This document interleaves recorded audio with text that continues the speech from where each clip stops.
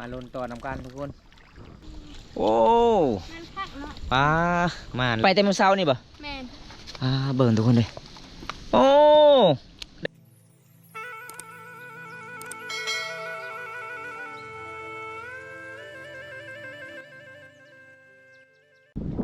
เอาถ้าสบายดีทุกคนสบายดีบรรยากาศยามตอนเช้าทุกคนเลยวันนี้ผมตากะสีออกส่วนบดบ่ได้พี่น้องไปเลาะเซ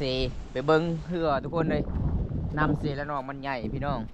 ไปเบิ้งเหือเขาเจ้าบำตากะสิไปตึกแห่ทางพุ่นทุกคน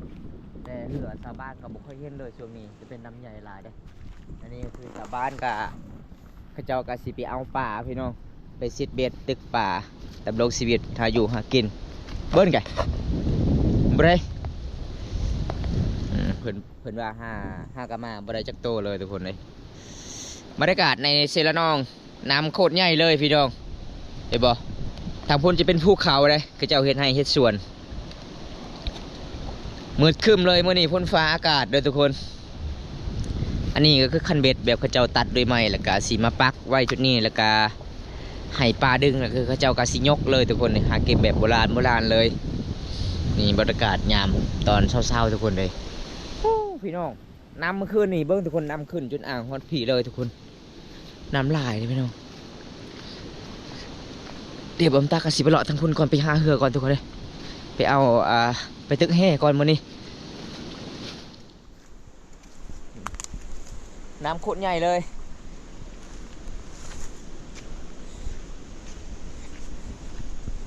ธรรมศาสตร์มีที่ป่ามีแต่ดงเลยพี่น้องสุดยอดเลยเขตนี้ทุกคน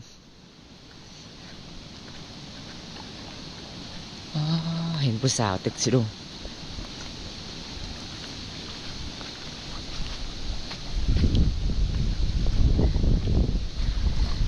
สบายดีผู้สาวแม่นผู้ใดเจ้านี่บ่ฮู้บ่เจ้าซื้อบ่ฮู้โอ้ลูกพ่อไผเจ้านี่บ่มีพ่อบ่แม่นชาวสุกมีแม่2คนบ่แม่นโอ้ได้ปลาหลายบ่ชาวสุกบ่หลายเบิ่งจะไปแต่มื้อเช้านี่บ่แม่นเบิ่งทุกคนเลยโอ้ได้ปลานี่เนาะแม่นโอ้ปลาเป็นตาซ่องเลยเจ้าเห็นบ่เหือแถวพุ่นบ่บ่มีเหือมันจมแล้วโอ้ชมข่อยสิไปตึกแห่ทางพุ่นบ่มีเหือสิค่ะเอาทุกคนนี่บังเอิญนี่เห็นน้องตึกสะดุ้งก็เลยมื้อนี้ก็ถ่ายให้ FC ได้รับชมนำกันพี่น้องวิถีชีวิตชาวสุก FC หลายๆคนถามว่าเป็นหยังชาวสุกช่วงนี้คือบ่ได้ไปลาปลาลาบ่ได้แล้วน้ำมันลายแล้วน้ำใหญ่บ่จะบ่ได้ย่านบ่จะไปหากินคนเดียวตลอดนะบ่ได้ย่านสุดก่อนก็เห็นเจ้าอยู่แกงอะลอกของพุ่นสุดก่อนจะไปห้องแกงอะลอกของเนาะเจ้าไปตึกสะดุกเบิ่งทุกคนมาลุ้นน้ำกันพี่น้องว้าโอ้มาเลยเนาะโอ้เบิ่งทุกคนสมพ่อเสาสุกอยู่ได้คนเดียวเลยทุกคนเลยเอาใส่ในคุโอ้มานขนาดเลยพี่น้องเห็นชาวบ้านหาอยู่หากินม่วนในสุกเขาเจ้าไปตึกเบ็ดคือบางตามาเขตนี้เขาเจ้าบ่ให้บ่เขาหาอยู่หากินบ่ได้ให้เนาะคันเฮายิงระเบิดบ่ได้เนาะโอ้คำเฮาช็อตกับบ่ได้ทุกคนคันเฮาใส่มองตึกเบ็ดบ่ตึกแห่บ่หาได้เนาะคนอื่นนะซ่อนเอามุ้งมาซ่อนปลาได้บ่ได้แต่ซาสุกใครคนเดียวมีแต่ซ่อนสะดุ้งเจ้าเฮ็ดเองบ่นี่บ่แม่โอ้เก่งเนาะเจ้าเนาะจะซื้อมาเท่าไรสะดุ้งนี่วัน70โอ้แพงเลยเนาะเมืองนองเขาเนาะไปเห็นสะดุ้งเจ้าขาดแล้วมันสิเก่าๆเลยเจ้าเฮ็ดจักปีเลยโดนแล้วบ่มีเงินยังซื้อใหม่บ่เป็นยังคือบ่ได้ไปซื้อใหม่อีกคันซื้อใหม่มันถึกกว่านี้เด้แต่ว่าบ่มีเงินซื้อนะบ่มีเงินซื้ออ้าวทุกคนเลยนี่พ่อน้องหาอยู่หากินตามปากห้วยน้อยๆจังพุ่นจะเป็นแม่น้ำเสละนองเลยทุกคนเลยปกติก็เหือร้ายแถวนี้ทุกคนตอนบอมตาไปสิดเบ็ดมามื้อนี้บ่ได้เห็นเหือเลยเพราะว่าเหือจมมันเนาะ น้ำใหญ่บ้านนี้ฮอดฝุ่นทุกคนเห็นบ่ตอนนี้เราทาเบิ้งซาสุกเอาปลาก่อนเป็นตะมวนหลายเด้อทุกคนเพิ่นเอาปลาเด้อ จะใส่เบ็ดบนชายบันได คอยสติ๊กแฮบ่มีเหือมีเหือข้ามไปพุ่น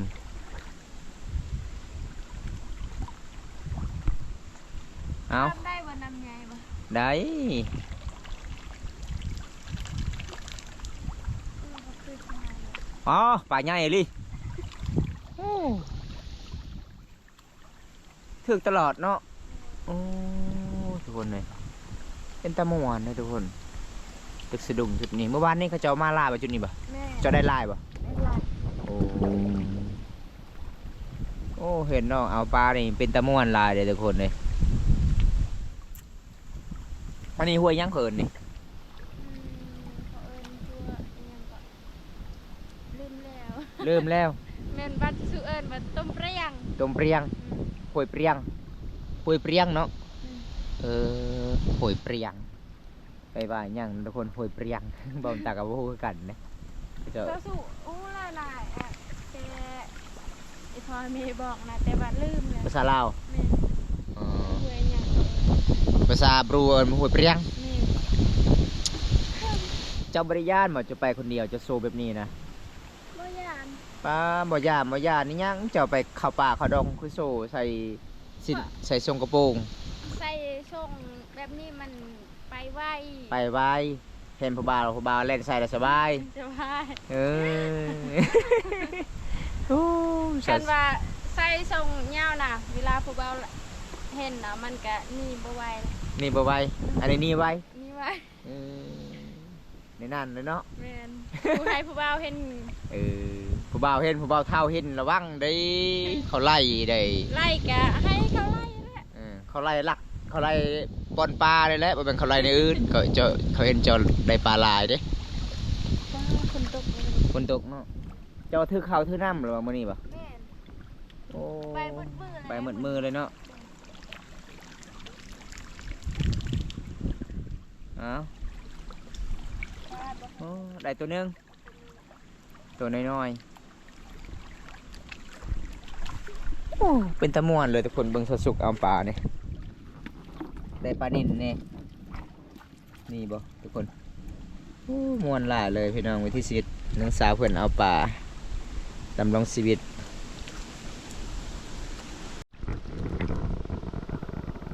ป้าคือสิบ่ได้แล้วโอ้มาคือกันทุกคน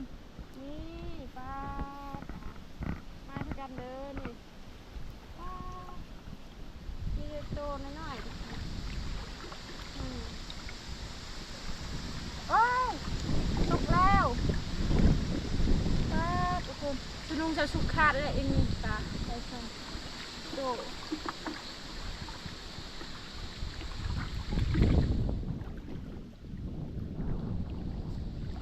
ได้แล้วจ้า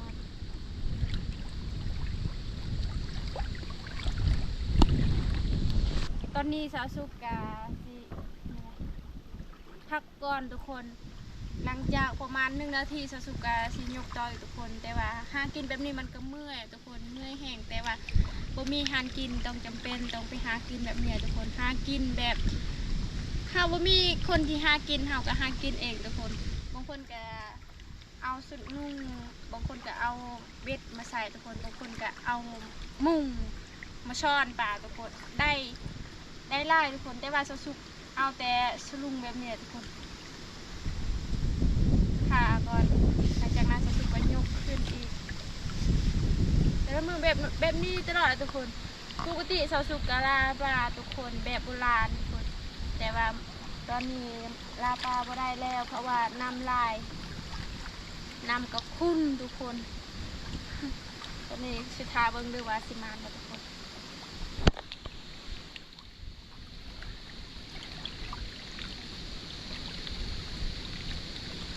บรรยากาศ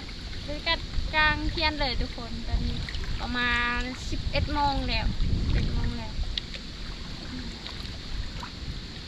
11 โมงวันนี้ก็ว่ามีคนเลยทุกคน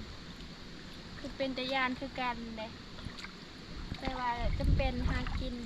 แบบนี้ทุกคนถ้าบ่ได้หากินก็บ่มีหาสิกินตอนนี้ก็ถือเขาถือนำเลยทุกคนถ้าอยากเข้าก็กินถ้าบ่อยากก็สอนต่อแบบนี้บ่รู้กันว่าสิมาทุกคน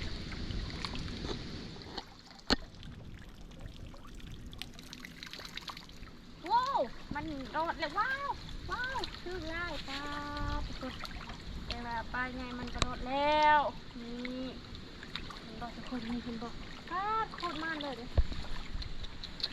นี่ทุกคนเห็นบอกมันคักเลยทุกคนปลาแต่ละมือแบบนี้แหละทุกคนสอสุกแล้วปลาสอนปลาแบบนี้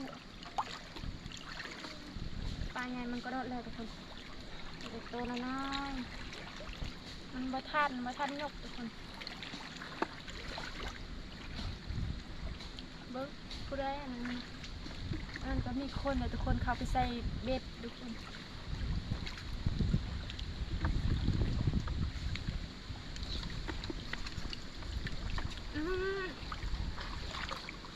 เขาใส่ต่ออีกทุกคนประมาณ1 นาทีกะเขากะยกขึ้นอีกอันนี้ทำยูพุ่นทุกคนกะได้ไล่ปลาแต่ว่าเอาคำบ่ได้เพื่อกับบ่มีทุกคนทำไง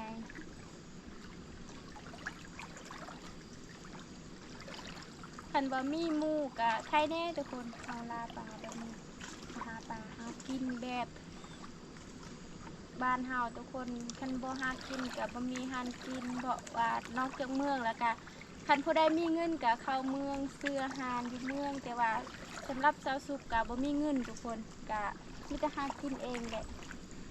อยากกินอย่างกะหาไปหาเองทุกคนไปใส่กับไปผู้เดียวบ่มีหมู่ไปนำ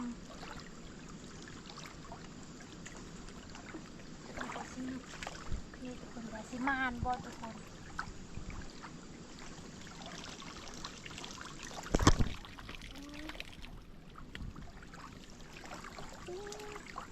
มันบ่มันทุกคนเดี๋ยวมันตั้งแต่ปลาน้อยๆกับปลาเนี่ย เป็นยังไงสาวสุดคือเปลี่ยนสุดอีกแล้วเป็นยังไงคือเปลี่ยนสุดประมาณบ่ แม่ สาวสุดสีแดงละม่าน แม่ ยังเสือเจ้าคือมันมีบาสองบาคือสิพายส่งเสืออีก อ่ะอันนี้มา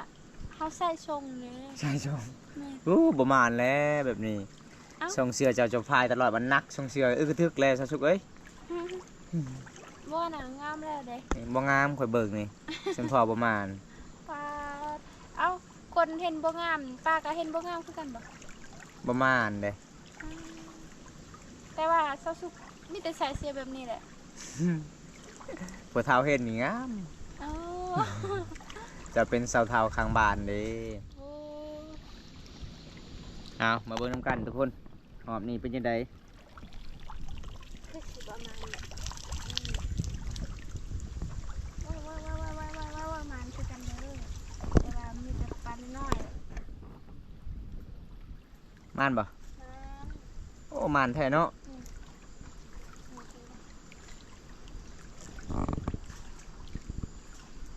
สาวสุกมื้อนี้มี2ชุดได้เพิ่นหาปลาแม่นธรรมดาทุกคนเด้ตอนตากับเบิ่งน้องไปหาลาปลาก่อนเอาสะดุงมาสอนปลาก่อนทุกคนวิถีชีวิตสาวลาวบ้านนี้ทุกคนอันยามนึงแรงนี่เต็มเนาะเขาจะเอาสอนมุงเนาะตาบอมตามาเมื่อกี้นี่ก็ได้พอบ่าวน้อยคนหนึงเพิ่นกำลังใส่เบ็ดหาปลาโอ้อยู่พูนจักมานหรือบ่หลุดตลอดแก้แล้วนะ แก้แล้วนะมันก็ถ้าได้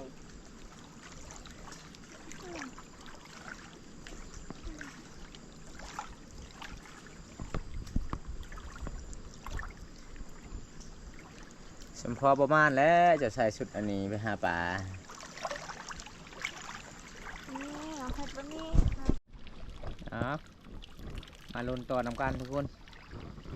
เป็นจะได้เป็นงานชาสุกวันนี้ ประมาณนะ ประมาณเลยมีแต่ปลาน้อยๆผู้เห็นบ่ถึกนะผู้ตกแล้ว ตก แต่ไปง่ายๆ เมื่อยคือกันเนาะไปหาคนเดียวเนาะยกขึ้นยกลงยกขึ้นยกลงโอ้เบิ่งพนักงานน้องก่อนทุกคนเป็นจังไดพนักงานน้องมื้อนี้ปลาได้หลายอยู่เด้อทุกคนมีปลานิลมีปลาขาวไปพร้อมคันได้เลยเจ้าค่ายบ่สุก กิน กินเองมีหยังคือบ่ได้ขายอยู่ในเมือง มันบ่หลายนะ เออ น่าสิกินก็ยังบ่คุ้มเลย โอ้แสดงว่าหาเองกินเอง แม่ อืมขอเลยคิดว่าจะสิขายเด้ คันว่ามีหลายก็ขายคือกัน ขายโลนึงเท่าไรโลนึงส่วนไรระวังกันเจ้าขาย บ่ฮู้เลยค่อยบ่เคยขายปลาเลย ส่วนพ่อแล้วจะบ่ได้เงินจากซื้อสะดุกเดี๋ยวได้ปลาจะบ่ได้ขายจะกินเองตลอด กินเองแหละให้อิ่มโตก่อนไอ้กินแล้วให้ใหญ่ๆตัวใหญ่ๆนะ ให้ได้พัวไว้ อืม อืม แต่นี่บ่มีไผมาก ตุ้ยแล้วตอนนี้ค่อยเบิ่งเจ้านี่ ตุ้ยเลยบ่ โอ้ แบบเคยกินข้าวหลายเหรอเลยวันตุ้ย สาวเท่าข้างบ้านอายุ25ปีแล้วเขาบอก ก็25ปีแหละ 25ปีโอ้สาวเท่าข้างบ้านแล้วเจ้าไปใส่ไปผู้เดียว คนอื่นเอาพัวหมดแล้ว ช่างมันก็เขาก็มีคนมักนะเอาไปไว้ใส่ก็บ่มีคนมักอะ ปลาใหญ่ปลาใหญ่ ใช่ไปไง ถึกแล้วเห็นบ่โอ้ มันคักเนาะ ปลาม่านเลยหอมนี่ นี่เป็นบ่ทุกคน เออ บ้านด้วยกันเลย ม่านเนาะโอ้มันแท้มันว่าเลยทุกคน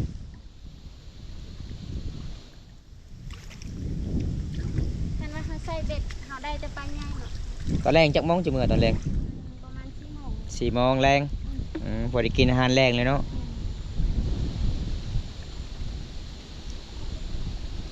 ปลายังขาวๆนะ ไม่ใช่ มันมีน้ำๆมีเกล็ดลาย สุกๆกับพวกมันสละอ่อนนั่นแหละ แซ่บบ่ แซ่บกันเลยเป็นแบบนี้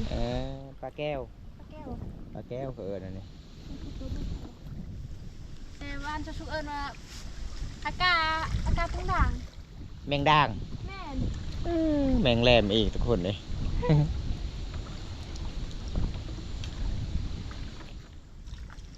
ต่างภาษากันเลย เบิ่งเจ้าหาปลาในม่วนเลยสุกเอ้ย ม่วนวะแต่เจ้าบ่ได้ใส่ให้เจ้าบ่ ยันแล้วบ่มีเหือไปบ่ได้ยันน่ะคอยสิไปตึกอยู่นี่คือกันเอาสะดุ้ง เจ้าก็มีลูกคือกัน บางข่อยไม่ได้นี่แหละเขาหากิน วันค่อยมีแต่ค่อยเด้หากินมัน โอ้เก่ง คน เนาะ อื่นมีแต่ใส่แบบเอามุ้งแล้วก็สนุงแบบน้อยๆนะเอามาช้อนตามแคม จะบ่ได้ย่านปิงบ่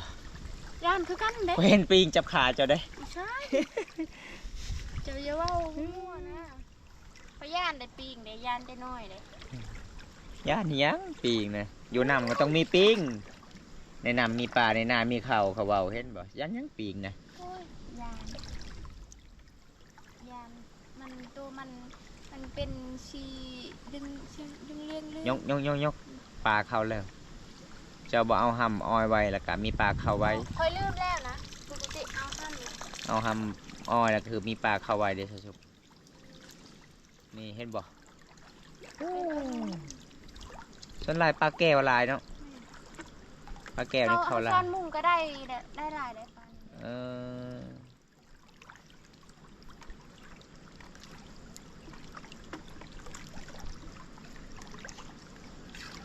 เอาลงต่อบัดนี้ เวลานำขึ้นกระทึกเวลานำลงกระทึก นี่ อันนี้นำยังไม่ทันได้ลงเลยนำยังใหญ่อยู่ นั่นนี่ยังช่องเถื่อยังช่องเถื่อใหญ่ นำใหญ่ นี่ จึงเบิดเดินได้จึงเบิดนะ ประมาณเดือน12 โอ้แสดงว่าแล้วบานเจ้านี่อึดเขาวอึดน้ำแล้วฝนตกแต่เดือน7ฮอดเดือน12พุ่น เดือน12แต่ว่ามัน 5 เดือน อันนั้นแล้ว แต่ว่าน้ำบ่หลายนะแต่ว่ามันขึ้นแล้วแต่ว่ามันบ่หลาย โอ้ บ่ได้หลายแบบนี้นะ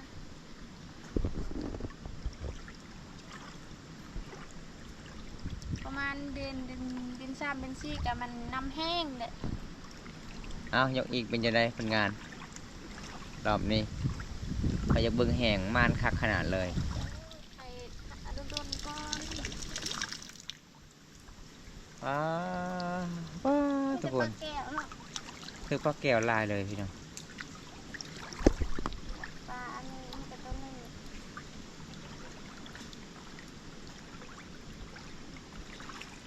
ส่วนลายปลาแก้วนี่เฮ็ดปลาแดกบ่ แม่ โอ้แซ่บเนาะเฮ็ดปลาแดกเนาะ เอาตากก่อนตากมันแห้งเฮาบางคนก็เอิ้นนะบางคนก็เอิ้นนะน้อไรก็เอิ้นก็ ชวน ชวน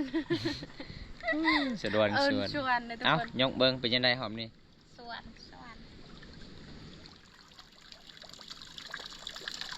มาแน่นอนหอมนี่ โอ้มา บ่ฟาดเขาบอกว่ามาหน่อมันนี่เห็นบ่ จังโตะนี่ ว้าตัวใหญ่เลยทุกคน มีแต่ปลาแก้วลาย เออส่วนลายปลาแบบนี้เนาะถือเนาะ อืม กุ้งนี่บ่ถือเลยกุ้งบ่ บัถือ เออถือที่ปลาแบบนี้ทุกคน บัมือสักทีแซ่บ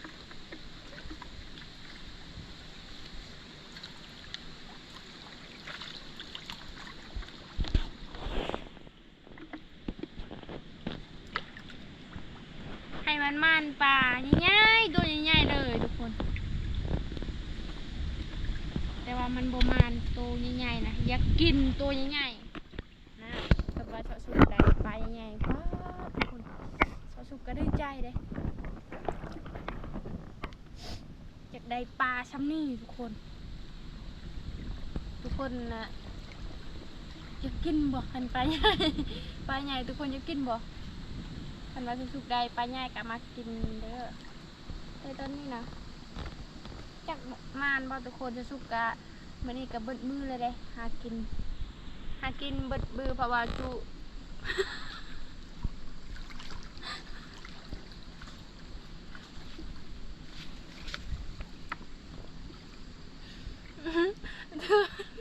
ทุกคนจะสุกเบาภาษาลาวเป็นตลอดนะ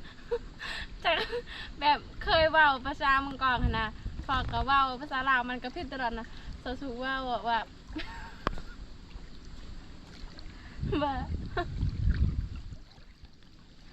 เสียมือดันแรงทุกคนมือดันแรงเพราะว่าเรา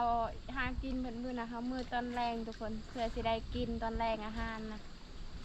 แต่ว่าสสุกก็เบาผิดตลอดนะภาษาจากอะไรเขาเอิ้นเบาผิดตลอดกุฏิชาวสุกมักเบาภาษาเมืองก่อนเลยทุกคนชาวสุกเป็นชมพูมังกรนะมันฟองโต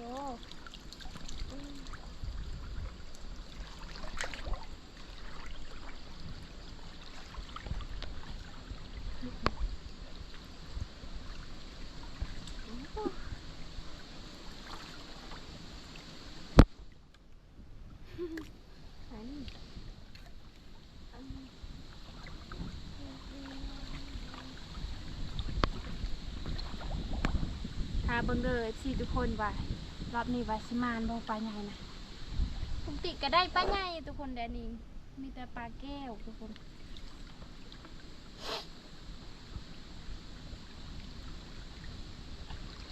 มันจะอยู่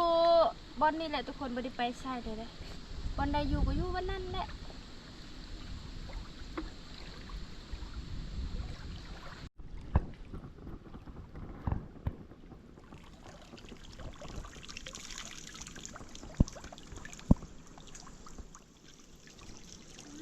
มันคือกันทุกคนนี่เห็นบ่ทุกคน